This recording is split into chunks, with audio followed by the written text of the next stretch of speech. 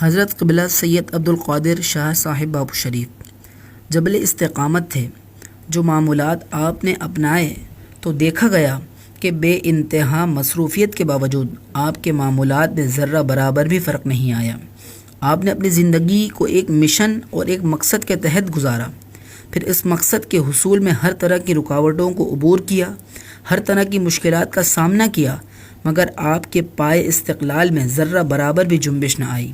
حاجی مشتاق اتاری ایک تو بہترین نعت خوان تھے، بہت میرے سے کلوز تھے اور نیک طبیعت انسان تھے. 29 شعبان المعظم کو ان کا عرس ہوتا اور ہمارے قبلہ باپو شریف کا بھی اسی دن انتقال ہوا تھا. تو یہ دونوں دعوت اسلامی کے محسنین میں سے بڑا انہوں نے اپنے اپنے حساب سے دعوت اسلامی میں کام کیا جتنا اللہ نے ان کے مقدر میں کیا. اللہ پاک ان دونوں ہی کو کروٹ کروٹ جنت نصیب کرے، ان کی خدمات قبول ہوں اور اللہ پاک انہیں بے حساب مغفرت سے نواز کر اپنے پیارے حبیب صلی اللہ علیہ وآلہ وسلم کا پڑوس نصیب کرے. سید عبد القادر شاہ صاحب رحمت اللہ علیہ اس تنظیم کے بانیین میں سے ہے، اس کو لے کر چلنے والوں میں سے.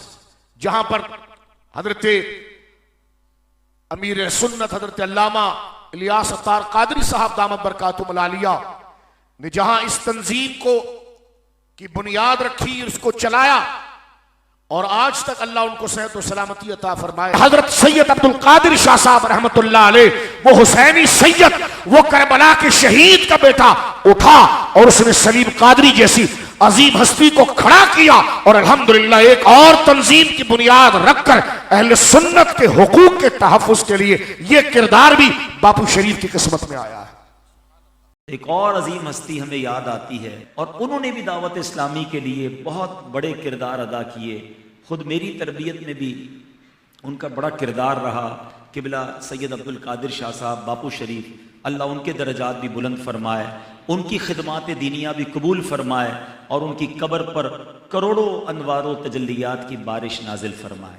لیکن باپو شریف جتنی بڑی شخصیت ہے، جن جن لوگوں پر باپو شریف کے احسانات ہیں، پوری اہل سنت پر احسانات ہے. شریف کی خدمت میں حاضر ہوتے، شوگر، بلڈ پریشر اور نہ جانے کیا کیا معاملات تھے، لیکن جب بھی اہل سنت کی کوئی بات ہوتی تو بیماری کو فراموش کر کے اور یہ دیکھ کر کے میرے پاس آنے والا کوئی بچہ ہے، باپو شریف موجود ہوتے تھے دست شفقت رکھنے کے لیے. میں یہ کہتا ہوں کہ آج بہت سارے مقررین، آج بہت سارے نعت خواں حضرات، اور مجھے کہنے دیجئے کہ آج بہت بڑی بڑی تنظیمیں ان کو وجود میں لانے والے باپو شریف ہے. اپنے محسنوں کی قدر کیجئے، چاہے وہ مزارات میں کیوں نہ ہوں، ان کی تعلیمات کو عام کیجئے.